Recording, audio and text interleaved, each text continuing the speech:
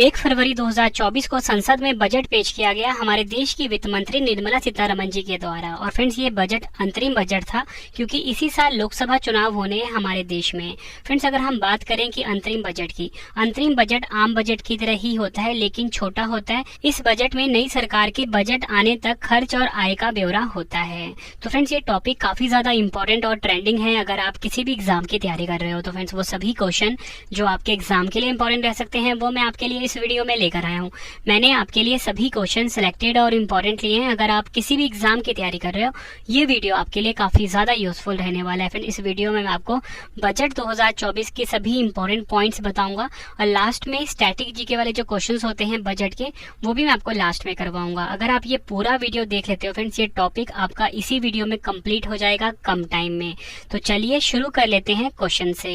Question start करने से पहले थोड़ा सा मैं आपको ब्रीफ आइडिया दे देता हूँ अंतरिम बजट 2024 के बारे में। सबसे पहले हम ये जान लेते हैं कि बजट शब्द का मतलब क्या होता है।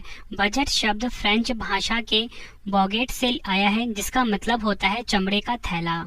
संविधान के अनुच्छेद 112 के अनुसार आम बजट एक वित्त वर्ष में सरकार की आय व्यय का लेखा जोखा होता है और स्वतंत्र भारत का जो पहला बजट है ये 1947 में पेश हुआ था। वित्त मंत्री निर्मला सीतारमण जी ने आज यानी कि 1 फरवरी 2024 को सरकार का अंतरिम बजट 2024 पेश किया है। अंतरिम बजट क्या होता है एक बार फिर से आपको बताता हूँ। वैसे मैंने आपको इंट्रोडक्शन में बता दिया था। अंतरिम बजट चुनावी वर्ष में नई सरकार चुने जाने तक थोड़े समय के लिए सरकारी खर्चों और राजस्व ब्यौरा होता है, अर्थात यह पूर्ण बजट के आने तक के लिए एक अस्थायी प्रावधान होता है। अंतरिम बजट 2024 की हम हाइलाइट्स देख लेते हैं। उससे पहले एक छोटा सा क्वेश्चन है आपके लिए। अंतरिम बजट 2024 किसके द्वारा पेश किया गया है संसद में? 4 ऑप्शन है आपके पास। आंसर आपने सभी ने कमेंट बॉक्स में देना है। तो चलिए अब हम डिटेल में डिस्कस कर लेते हैं। पहला हमारा इंपॉर्टेंट पॉइंट है, वित्त मंत्री निर्मला सीतारमण जी का कहना है कि सरकार 2047 तक भारत को विकसित भारत यानी कि विकसित राष्ट्र बनाने के लिए काम कर रही है। प्रधानमंत्री गरीब कल्याण योजना के तहत 80 करोड़ गरीब परिवारों को मुफ्त राशन पहुंचाया गया है। इस योजना के तहत बीपीएल कार्ड वाले परिवारों को हर महीने प्रति व्यक्ति 4 किलोग्राम गेहूं और 1 किलोग्राम चावल मुफ्त दिया जाता है। वित्त मंत्री ने कहा सरकार सर्व समावेशी विकास के दृष्टिकोण के साथ काम कर रही है। सरकार ने बताया, मतलब वित्त मंत्री निर्मला सीतारमण ने बताया, सरकार 4 प्रमुख समूह पर ध्यान केंद्रित कर रही है।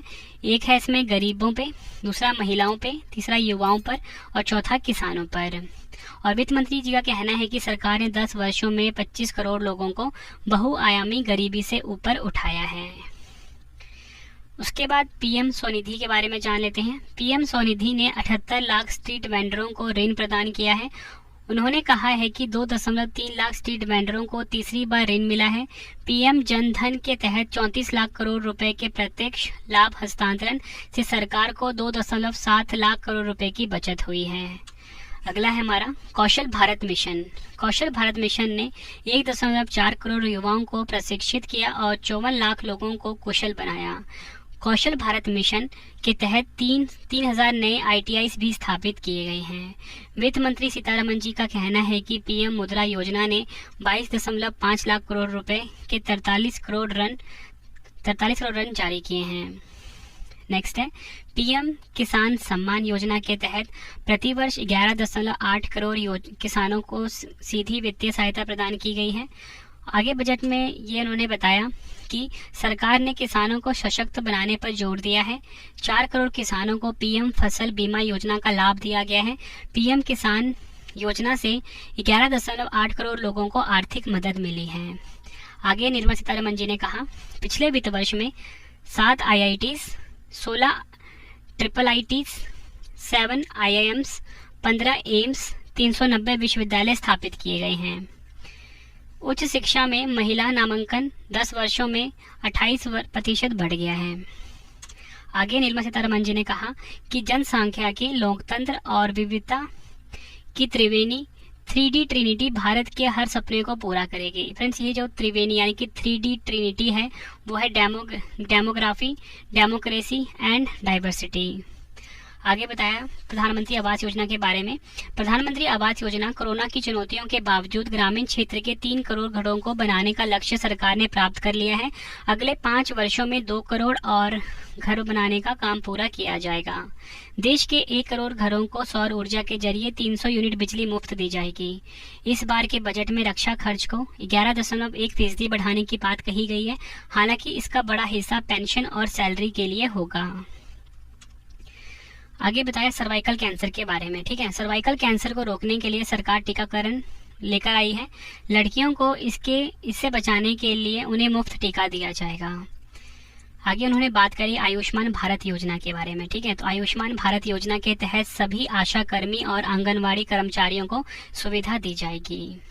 नेक्स्ट है पीएम किसान संपदा योजना से 38 लाख किसानों को लाभ हुआ है।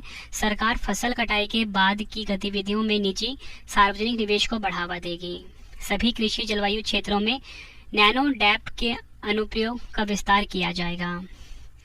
2013-14 के बाद से समुद्री खाद्य निर्यात दोगुना होने की पृष्ठभूमि में 5 एकीकृत एक्वा पार्क स्थापित किए जाएंगे। नेक्स्ट बताया निर्मला सीतारमण जी ने लखपति दीदी का लक्ष्य 2 करोड़ से बढ़कर 3 करोड़ किया गया है। वित्त मंत्री सीतारमण जी ने कहा है कि 9 करोड़ महिलाओं वाले 83 लाख स्वयं सहायता समूह ग्रामीण सामाजिक आर्थिक परिदृश्य को बदल रहे हैं। स्वयं सहायता समूह की सफलता ने 1 करोड़ महिलाओं को लखपति दीदी बनने के लिए सशक्त बनाया है।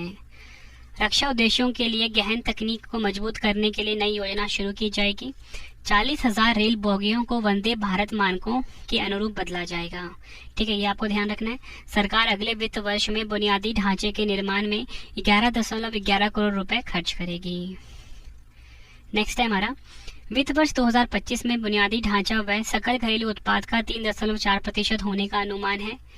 2030 तक 100 मिलियन टन की कोयला गैसीकरण और द्रवीकरण क्षमता स्थापित की जाएगी। ई बसों को अधिकाधिक अपनाने को प्रोत्साहित किया जाएगा। उसके बाद है बायो मैन्युफैक्चरिंग, बायो फाउंड्री की नई योजना शुरू की जाएगी। आगे उन्होंने बताया राज्य सरकारों द्वारा मील के पत्थर से जुड़े सुधारों के लिए 50 वर्षीय ब्याज मुक्त ऋण के रूप में 75,000 करोड़ रुपए का प्रावधान किया गया है।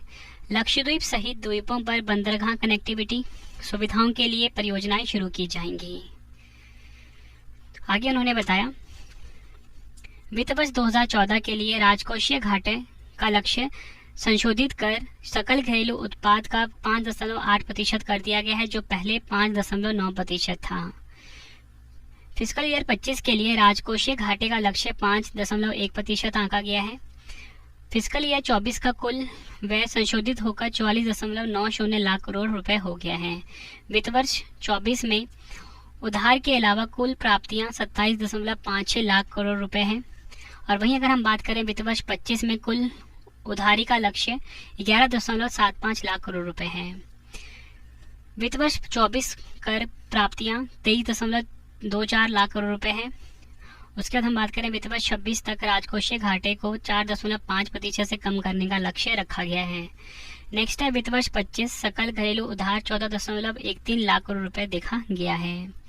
देखो फ्रेंड्स, इसके बाद आपको हम स्टैटिक जीके वाले क्वेश्चन भी करवाने वाला हूँ जो कि एग्जाम में पूछे जाते हैं। ठीक है, तो ये आप सभी के लिए एक स्लाइड और रहेगी, वो समझा देता हूँ। सीतारमण जी कहती हैं पिछले 10 साल में हमारा करदाता आधार यानी कि टैक्स पेयर बेस बढ़ा है। प्रत्यक्ष और अप्रत्यक्ष कर ढांचे में कोई बदलाव नहीं किया गया है, ये भी आपको ध्यान रखना है। निर्मला सीतारमण जी ने अपने बजट भाषण के दौरान आयकर को लेकर किसी भी तरह की नई घोषणा नहीं की है। इनकम टैक्स स्लैब वही बना रहेगा जो पिछले साल बताया गया था। सरकार व्यक्तिगत करदाताओं के लिए वित्त वर्ष 2010 तक लंबित 25,000 रुपए तक की प्रत्यक्ष कर मांगों को वापस लेगी। फ्रेंड्स, ये था अंतरिम बजट 2024 जो कि संसद में पेश किया गया निर्मला सीतारमण जी के द्वारा, उसके कुछ इंपॉर्टेंट हाइलाइट्स। ठीक है, अब आप सभी के लिए बजट से जुड़े हुए जो स्टैटिक जीके क्वेश्चन होते हैं जो कि हर एग्जाम में पूछे जाते हैं फ्रेंड्स, वो मैं आपको करवाने वाला हूँ। तो हमारा पहला क्वेश्चन है बजट शब्द का अर्थ क्या होता है। राइट आंसर हो जाएगा इस क्वेश्चन का ऑप्शन ए चमड़े का थैला।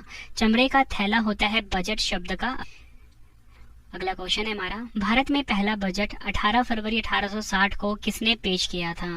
राइट आंसर हो जाता है इस क्वेश्चन का ऑप्शन ए ईस्ट इंडिया कंपनी के जेम्स विल्सन ने भारत में पहला बजट 18 फरवरी 1860 को पेश किया था और ये ईस्ट इंडिया कंपनी के थे। अगला क्वेश्चन है हमारा, भारत में पहला बजट कब पेश किया गया? राइट आंसर हो जाएगा इस क्वेश्चन का ऑप्शन सी, 18 फरवरी 1860 को भारत में पहला बजट पेश किया गया था। नेक्स्ट है हमारा क्वेश्चन, भारत में बजट प्रणाली की शुरुआत किस वायसराय के कार्यकाल के दौरान की गई थी? काफी इंपॉर्टेंट क्वेश्चन है यहाँ पे एग्जाम के लिए। राइट आंसर हो जाता है ऑप्शन बी, लॉर्ड कैनिंग। भारत में बजट प्रणाली की जो शुरुआत है फ्रेंड्स, ये लॉर्ड कैनिंग के कार्यकाल के दौरान की गई थी। नेक्स्ट है, संविधान में बजट शब्द की जगह क्या प्रयोग हुआ है? राइट आंसर हो जाएगा ऑप्शन सी, उपयुक्त दोनों। एनुअल फाइनेंशियल स्टेटमेंट और वार्षिक वित्तीय विवरण। वार्षिक वित्तीय विवरण को इंग्लिश में हम बोलते हैं एनुअल फाइनेंशियल स्टेटमेंट। मतलब फ्रेंड जो हमारा संविधान है उसमें एग्जैक्ट बजट वर्ड नहीं आया है, इसकी जगह यूज हुआ है वार्षिक वित्तीय विवरण अनुच्छेद 112 में।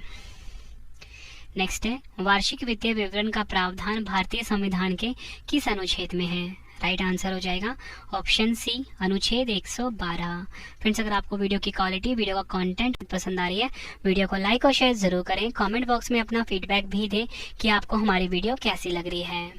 नेक्स्ट है हमारा क्वेश्चन, किस वर्ष सर विलियम एकवर्थ की अध्यक्षता में ईस्ट इंडिया रेलवे कमेटी की सिफारिशों पर सामान्य सरकारी वित्त से रेलवे वित्त को अलग कर दिया गया? राइट आंसर हो जाएगा ऑप्शन ए, वर्ष 1924 में। भारत का केंद्रीय बजट और रेलवे बजट किस वर्ष में विलय कर दिया गया था?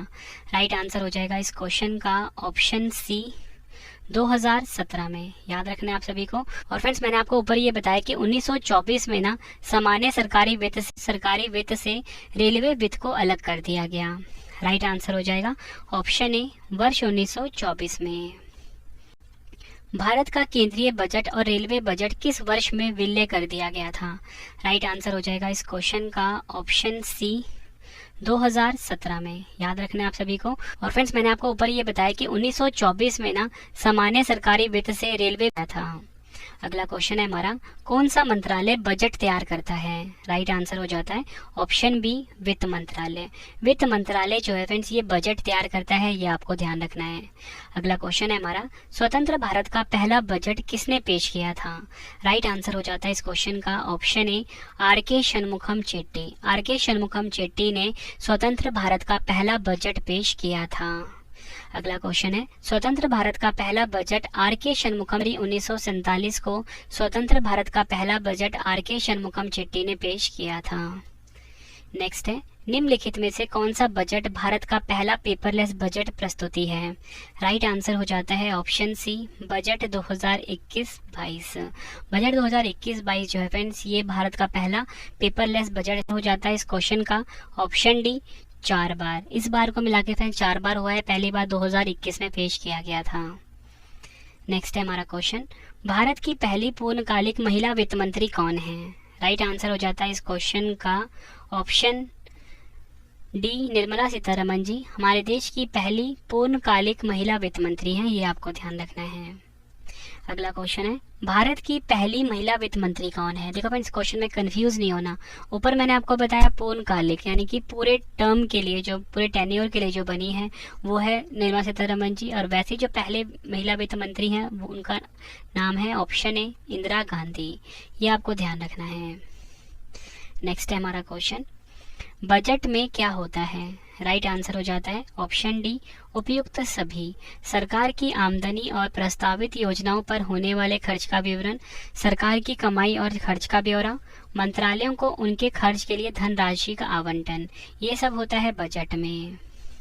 अगला क्वेश्चन है हमारा, लगातार 6वीं बार बजट पेश करने वाली पहली महिला वित्त मंत्री कौन बनी है? राइट आंसर हो जाएगा ऑप्शन ए, निर्मला सीतारमन जी लगातार 6वीं बार बजट पेश करने वाली पहली महिला वित्त मंत्री बनी हैं। नेक्स्ट है, भारत में निम्न में से कौन सा बजट का प्रकार नहीं है? राइट आंसर हो जाता है ऑप्शन डी, आरक्षित। ये आपको ध्यान रखना है।